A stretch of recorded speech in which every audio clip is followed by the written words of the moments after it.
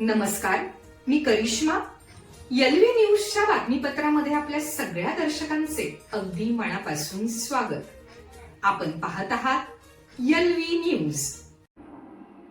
कवठेमहांकाळला न्याय मिळाला. उदयराजे भोसलेंच्या भेटीनंतर बांधकामाचा मार्ग मोकळा. उदयराजेंचा विजय.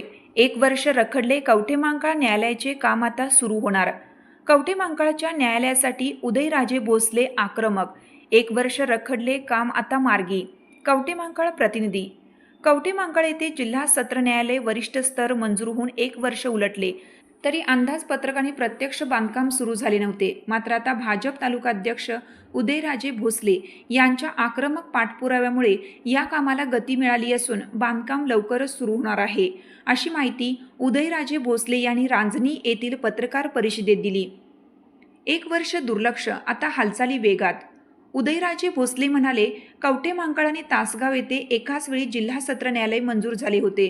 तासगावचे काम वेगाने सुरू झाले, पण कवठेमहांकाळकडे स्थानिक लोकप्रतिनिधींनी पूर्णपणे दुर्लक्ष केलं. यामुळेच हे काम वर्षभर रेंगाळले. यातून लोकप्रतिनिधींचा कवठेमहांकाळ तालुक्यावरील अन्यायकारक दृष्टिकोन स्पष्ट दिसतो. या दुर्लक्षामुळे स्थानिक वकील बांधव आणि नागरिकांमध्ये तीव्र असंतोष होता. उदयराजेंच्या पुढाकाराने मंत्र्यांची बैठक. या प्रश्नावर तोडगा काढण्यासाठी कवठेमहांकाळच्या वकील बांधवांनी पक्षाच्या कार्यक्रमात आमदार गोपीचंद पडळकर आणि सम्राटबाबा महाडिक यांच्याकडे निवेदन दिलं होतं. त्यानंतर आमदार पडळकर यांनी मुंबईत मंत्र्यांसोबत बैठक घेऊन प्रश्न सोडवण्याचे आश्वासन दिले. पुढे माजी आमदार पृथ्वीराज बाबा देशमुख यांच्या मार्गदर्शनाखाली उदयराजे भोसले यांनी मुख्यमंत्री देवेंद्र फडणवीस आणि सार्वजनिक बांधकाम मंत्री शिवेंद्रसिंहराजे भोसले यांची भेट घेतली. या बैठकीत मंत्र्यांनी संबंधित अधिकाऱ्यांना कवठेमहांकाळ जिल्हा सत्र न्यायालयाचे एस्टिमेट त्वरित तयार करून अंतिम प्रस्ताव सादर करा, असे थेट आदेश दिले. लवकरच काम सुरू होणार. मंत्र्यांच्या या नव्या आदेशानंतर आता सर्व प्रक्रिया पूर्ण होऊन प्रत्यक्ष बांधकामास लवकरच सुरुवात होईल, असा विश्वास उदयराजे भोसले यांनी व्यक्त केला.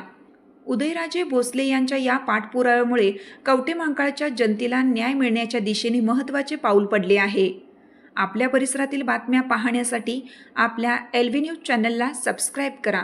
एलव्ही न्यूज चॅनलसाठी मुख्य संपादक विलास उत्तम लोखंडे, कवठेमहांकाळ, सांगली. कवठेमहांकाळ येथे मंजूर होऊन तसेच दिवाणी न्यायालय वरिष्ठ स्तर कवठेमहांकाळ येथे मंजूर होऊन 1 वर्ष जवळजवळ तत्वता मान्यता घेऊन झाले होते.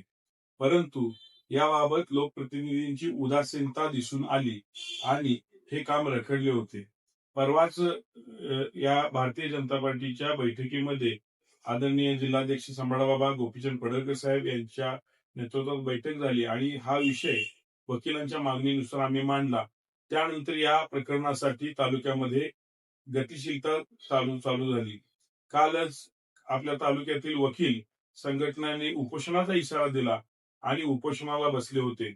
या उपोषणाच्या अनुषंगानं तात्काळ याची दखल घेत या ठिकाणी या जिल्ह्याचे नेते भारतीय जनता पार्टीचे माजी अध्यक्ष आदरणीय पृथ्वीराज बाबा देशमुख यांच्या समेत आम्ही मुख्यमंत्र्यांची भेट घेतली आणि या तालुक्यात या न्यायालयाच्या बाबतीतल्या घडामोडींची सविस्तर माहिती त्यांना दिली असता हा प्रस्ताव बांधकाम विभागाकडून तात्काळ विधी व न्याय विभागाकडे सादर करण्याच्या दृष्टीनं त्यांनी प्रस्ताव तात्काळ सादर करा अशा सूचना दिल्या.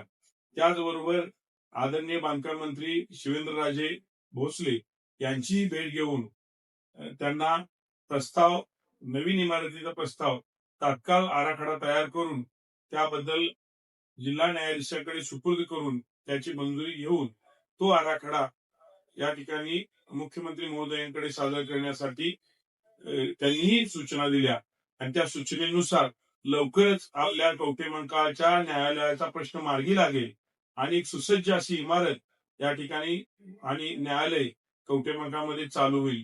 त्या दृष्टीनं या ठिकाणी थोड्याच दिवसामध्ये हा आराखडा मंजूर होईल. लागेल तितका निधी देण्याचं आश्वासन आदरणीय देवाभाऊ मुख्यमंत्री यांनी या बाबतीत दिलेलं आहे आणि या प्रस्तावाबद्दल भारतीय जनता पार्टी कवठेमहांकाळ तालुका हे ऍक्शन मोडवरती काम करणार आहे येणाऱ्या काळात आणि लवकरच हे न्यायालय चालू व्हावं ही सर्व तालुक्यावासियांची इच्छा पूर्ण होणार आहे.